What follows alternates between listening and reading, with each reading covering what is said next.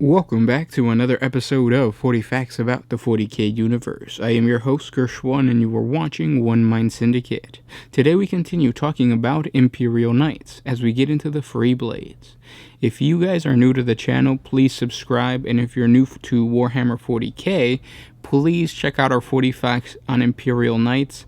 That's going to give you an explanation of what an Imperial Knight is, so watch that video first and then come back and watch the Freeblade, this specific video. But again, if you have any suggestions for any topics of Warhammer 40K that you guys would like us to cover, please comment down below. With that said, let's get into 40 facts about the Imperial Knight Freeblade.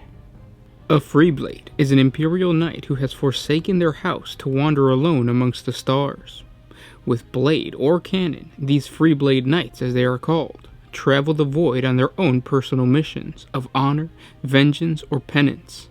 The ancient tradition of the Freeblade harkens back over 10 millennia ago, during the Great Crusade and the Horus Heresy era.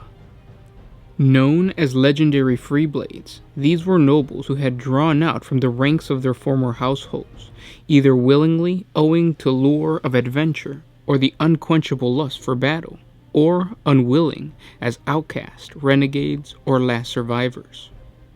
These Freeblades were knights mendicants, owing no allegiance and no fealty.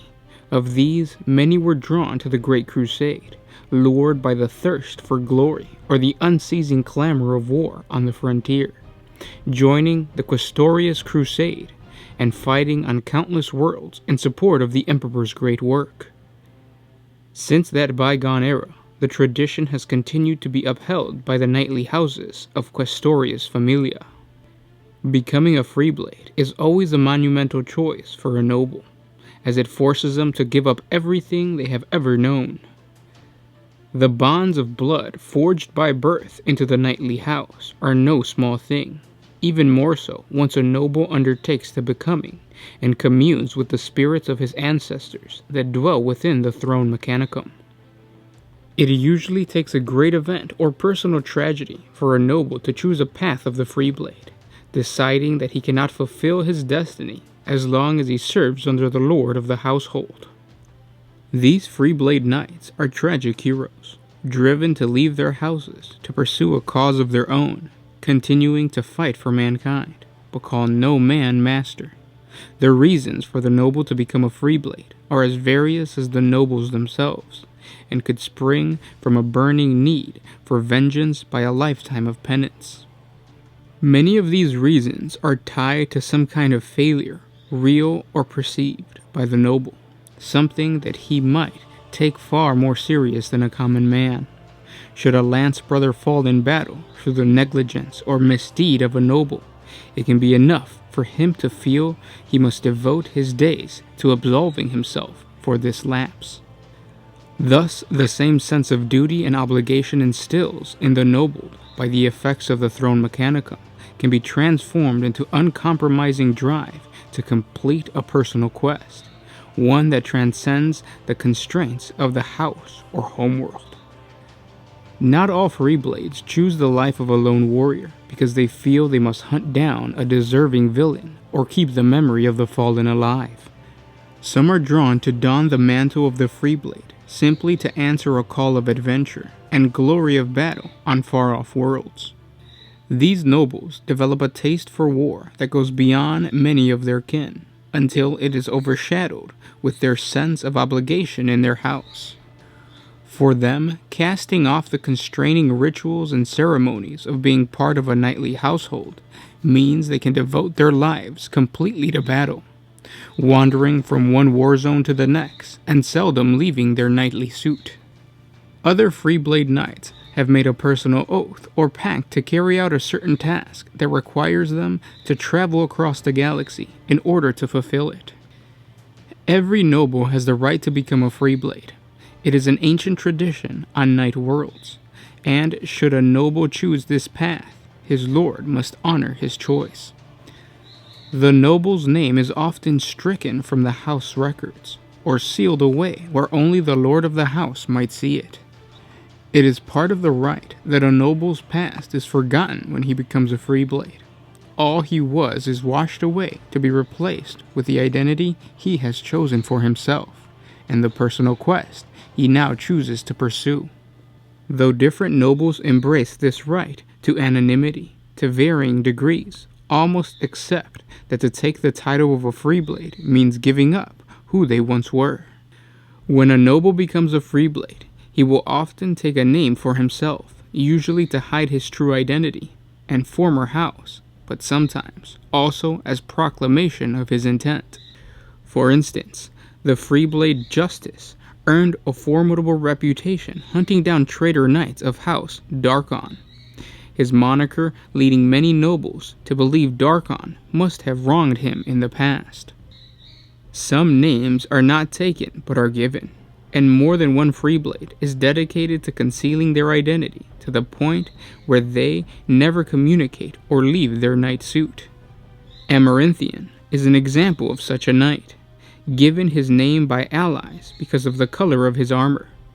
The taciturn knight has never once communicated openly, preferring instead to let his deeds of battle do all his speaking for him.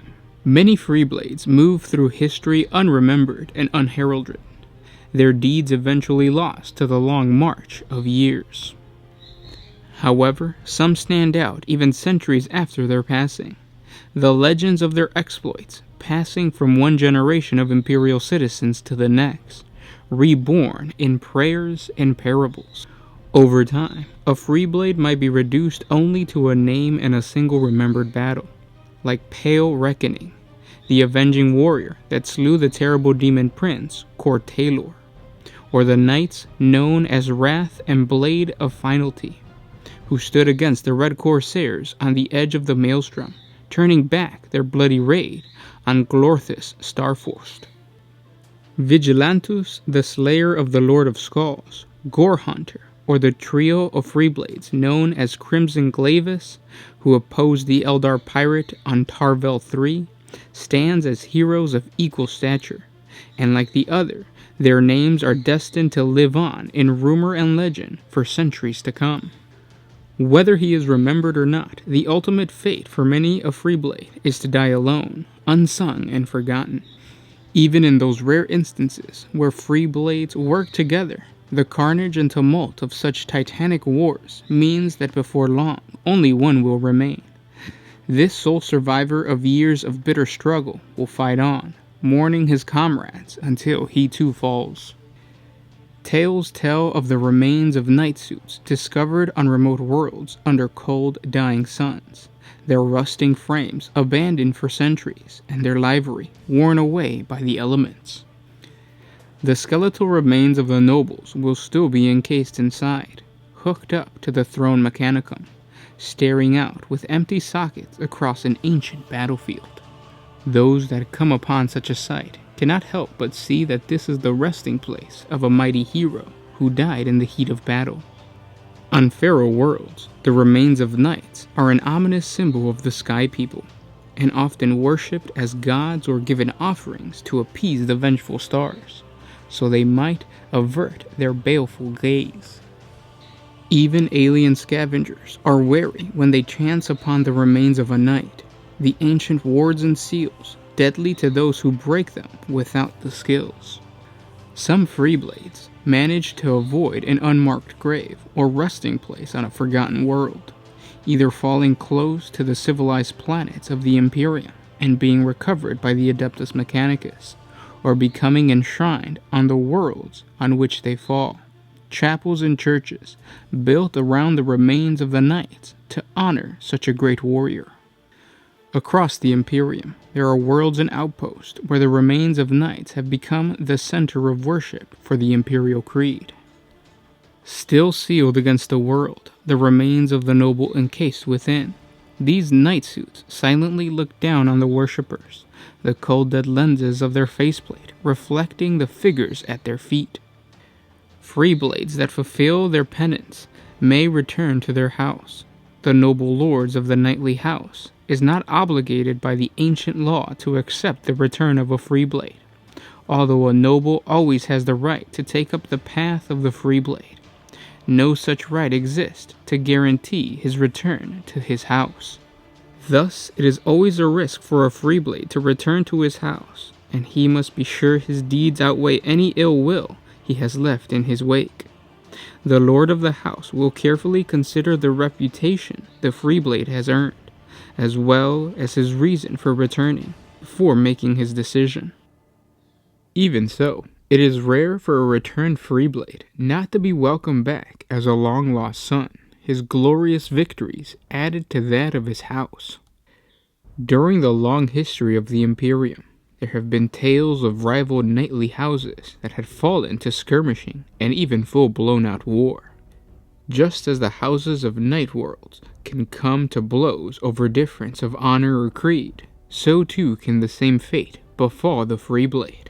There were rumors among the nobles and their kin of long-running feuds between certain Freeblades, often those that are forced to fight in the same war zone or find that their own personal quests come to cross purposes. Examples of these rivalries are scattered throughout the annals of knightly houses and the Forge Worlds, which keep histories of such things. One recording tells of the personal war between the Freeblade Emperor's Voice and the Fires of Wrath. During the Zalan apostasy, the pious Freeblade Emperor's Voice became a bitter foe to another Freeblade, known as the Fires of Wrath. Wrath considered all those touched by the apostasy to be enemies of the God Emperor, while the Voice saw that some were worth saving. During the Battle of the Illuminated, when the Saints' own regiment sided with the Imperium, it was the Voice that accepted their defection, while the Wrath still considered them traitorous for ever siding with the apostate armies. Neither willing to back down, the two Freeblades squared off against each other. Though neither fell that day, hundreds were killed as they clashed, and their feud would become a reflection of the war and a warning to others of an unwavering principle a Freeblade can possess. Another legend sheds light on the centuries after the Horus Heresy, a time of great suspicion between the Imperium and its allies, when some knights stood on the brink of turning traitor, or were discredited and defamed by their rivals. The fates of the Freeblades, Truth of Mars, and Dauntless Valor illustrate the distrust of these times. These nobles had become rivals over a perceived slight during the Alax Crusade, as to which of them was to be given the honor of marching first through the Arches of Triumph on Pertrum 5. Though both were staunch loyalists and continually tried to outdo the other with their acts of devotion and piety, this incident would consume them both. In the years that followed, they leveled accusations of treachery and heresy at each other, playing a cruel game of lies and defamation. Numerous times, they even traded blows in battle, each citing the attacks as evidence of weak moral fiber and festering treachery in one another. Ironically, in the end, the Freeblades were forced to fight and fall as one when their dire reputation drew the attention of the Inquisition and an attempt was made to bring them to justice. And those were 40 facts on the Freeblades. I hope you guys enjoyed this video. If you did, don't forget to share this with your friends on Facebook, Twitter, or whatever social media you use or forum that you visit. It really helps out the channel and it helps us continue to put out more Warhammer 40K content for you guys. I always have to be careful whenever I make a lore video on Imperial Knights, because as soon as I'm done with the lore video, I want to go out and buy myself an Imperial Knight, especially with the whole concept of the Freeblades. I can have one and it can be part of my army, and I can introduce it to anything in the Imperium. And now with 8th edition, I actually purchased the Imperium book 2, so it has all the stats for the Skitarii, the Adeptus Mechanicus, the Imperial Knights, so it has everything for the Imperium except Space Marines, basically. So now I have an excuse to purchase these Imperium of Man units. It's a big downfall for me, or it's really bad for me, because I know that if I go out there and I buy an Imperial Knight, it's just going to sit in my room and I'm not going to build it for years. I still have orc stuff that I need to build. I still have my Imperial fists and Scutari that I still have to build. So I have to be really careful when I create these lore videos. But again, guys, thank you so much for liking, commenting, and sharing. If you guys want to help us out a little bit more, jump on over to Patreon. A simple $1 a month helps us create more videos, and it helps us organize the giveaways every month. Thanks for everything, and I'll see you tomorrow. This was Gershwin with One Mind Syndicate, signing out.